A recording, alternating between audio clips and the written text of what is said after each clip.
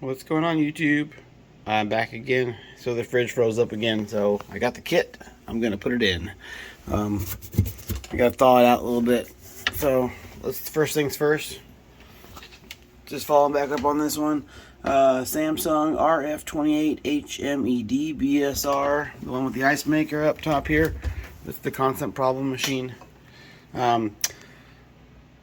Food's getting, it's cold in here, but it's just not, the air's not blowing.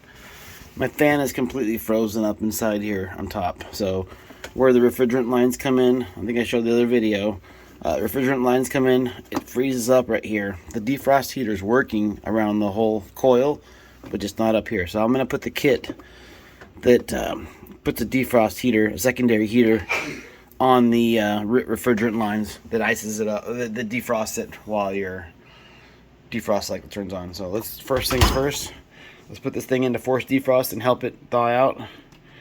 Freezing and lighting buttons together for about 8-10 seconds. Screen will come off when it's done. There we go. Now I usually just push lighting, and it goes into FF, OF, RD, and FD. FD is force defrost. So what's going on here is it's turning on the defrost heater along the coil here, and it's turning up the defrost heater up inside of the ice maker at the same time. So I'm gonna let it thaw out so I can get this panel off. Pretty much the screws here I'm going to use. There's a Phillips head screw there, a Phillips head screw here, Phillips head screw here. Then behind this cap, there's another one. I'll get that popped off. From that point on, this whole cover will pop off. Then we'll disconnect the wires for the sensor and the fan and all that. So stand by. Okay, I got my boat. Oh, there we go. Sorry about that. Okay, let's set this up. Trying to get a good balance here.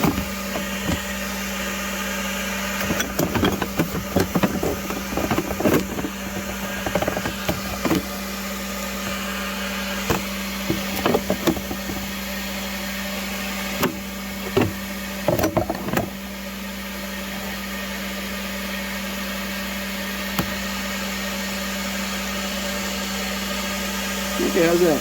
Trying to get my balance here. I'm gonna pull this cover off.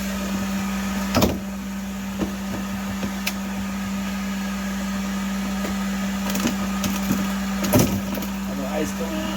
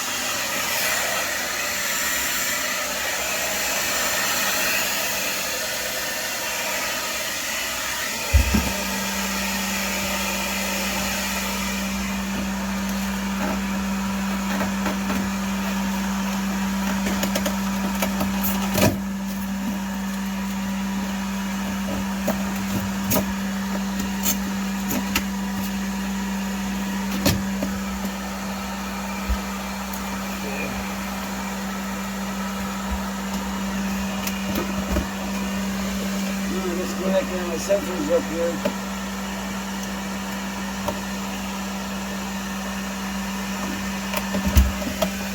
There we go. See that? Number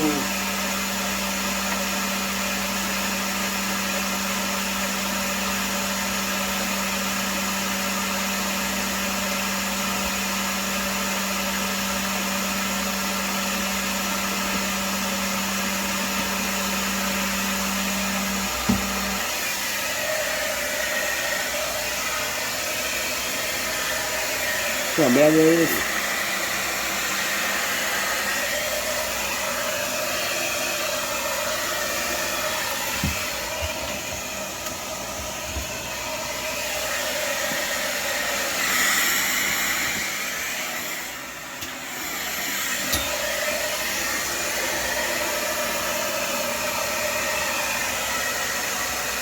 Okay, so here's what I got going on.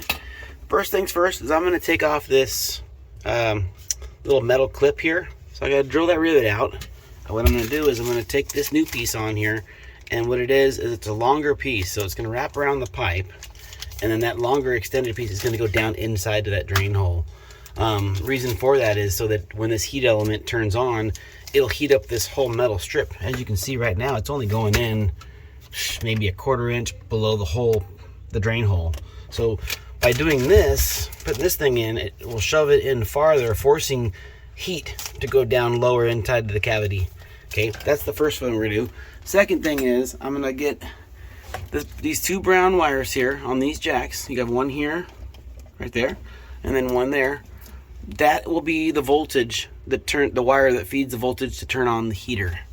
So if you follow these brown wires, brown wire to this heat element end, right there, brown wire to this heat element end. So what I'm going to do is, I bought this new kit. It's a Supco heater. Let me see, I can tell you right now. Drain heaters, part number B00X4XS12X0. It's a 15 watt, 120 volt heater, and what I'm going to do is, and this is it here, if you look at this, let's get this thing kind of opened up and I'll show you. Let's put this over here actually. There you go. So here we go. Here's my heater. This black area here will be the actual heater, okay? And these are the wires for it. So what I'm going to do is I'm going to run this baby along the coil lines here and get it so that it heats up majority of this refrigerant line, so that when my heat cycle turns on for the defroster, it's now going to heat up all this, melting all that ice out. So right now the only heat that's turning on is from this point right here, spiraling around, going back up behind it to right here. So this coil is the only thing getting hot, not this. So what's happening is the ice buildup from this thing getting so cold. So when the defrost cycle turns on, it'll turn off the refrigerant that gets pumped into these lines. So what's going to happen now is when that cycle turns off, defroster comes on, this is all going to heat up, and then this is going to heat up. So, and when I tie these wires in, I'm going to tie one into this brown wire and one into this brown wire. I'm going to manage it up, cable management, to get it all set up so it looks nice and clean. We don't want nothing touching anything, especially the areas where the heater's at. You don't want the wires to touch these heated areas while this heater's on. So it's just a managed up way of pretty much wrapping it up, setting it up, and turning it on. Plugging it in, wire it up. Now you can do 2 options. They have these connectors that clamp over the top, and it's pretty much can't remember the name of them. I got some in my garage, but it's, you put the wire in, it's got a clamp over, clamps it down, runs a pinch little metal thing, runs the connector. The pinching point goes through the wire of this and clamps onto this. So as that goes, it'll heat up. So that's where we're gonna go. I'm gonna try it now. Okay, I'm back. So what I did here is I kind of put the wire and I wrapped it. I started it here, one up, went in between the 2 lines, and just kind of draped it over just enough so I can get some heat here, because this is where all my refrigerant's coming in. So I want to make sure that I get this area to thaw out. The amount of cable I had for the heater isn't enough to run the whole entire thing. So I'm just trying to make that work. So the connector, I got one of them on. So let me show you how this works. These are called like snap and splice connectors. Okay, so what it is you put, if you look here, you put the wire over this top hole. Let me give you an example here. Here, I'll show you. So let's just say this is the wire. So I'm going to put the wire, open it up a little bit. Okay. Now if you look here, there's 2 slots. There's one for a full solid wire, and on the other side, you would put the wire in this way. Okay. So what you do is the solid side wire will go in all the way, which is your hot wire you're going to tap into, and then the new wire you want to put in, it slides into that. And what you do is you take a pair, make sure that the wire goes all the way to that, past that metal point. Usually there's a little stopping clip inside there so you can see how far to trim the wire back. Once you got both wires in there, you pinch this down like that. See how it went through and it stabbed it? Then get some pliers or some, so what I did these guys. Pinch it down real tight, clamp it over, and now you got, let me show you an example here, what this one looks like. I got the wire there, the brown wire is the hot wire, and then this is my wire that's going to feed that. It's going to run in and clamp into that. So it's just an easier way to splice into it. So I'll show you real quick how I can do this. Let me get a new connector. Okay, I'm going to open this up a little bit, just enough to get the wire around the one side. Make sure I know what side's which. So if you look, that's the stopping point on this side. So I know that the wire is going to slide into the bottom on this. Okay, I'm going to get my brown wire here.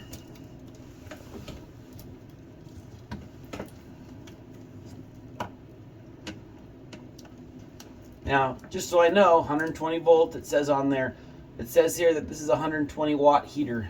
So the existing one here. The new one I'm putting on is only 15 watts, so it's a lot lower. Okay, so let's find this. I'm going to clamp that around my wire like that. Make sure it goes all the way in to my right side. Okay. Then I'm going to take this wire, make sure it's that length, slide it in, stab that down a little bit. Then I'm going to take this and pinch it so that I know that connects into there. Then from there, you snap and it clips over and it latches. Now, because we're in the refrigerator, it'd probably be good to put some weather tight, like some tape or some butyl over this wire. That way, one clamp. There we go, snap. So now, when I turn this thing on, I'm gonna manage this a little bit better and tie this down. Okay. So now when I turn this on, when the defrost cycle comes on, it's gonna heat up my main 120 watt heater, and it's gonna turn on my 15 watt new heater that I put on, which is gonna thaw all this stuff out. That's gonna help me pretty much keep the ice out of this thing, you know. Once I put it all back together, I'm gonna make sure I put new gasket seal around my pan. I don't want any air to come into here while this is freezing, because that's what's happening. The moisture is from the outside is coming in, and it's how do I explain it? It's moisture comes in, freezes up, and ices up. So now that I have a better way of getting ice off this, or keeping this less dry, I guess you can say, it's gonna help me out. And I won't have to come back every week or two and get this thing up and pull it apart. So let me put this back together now.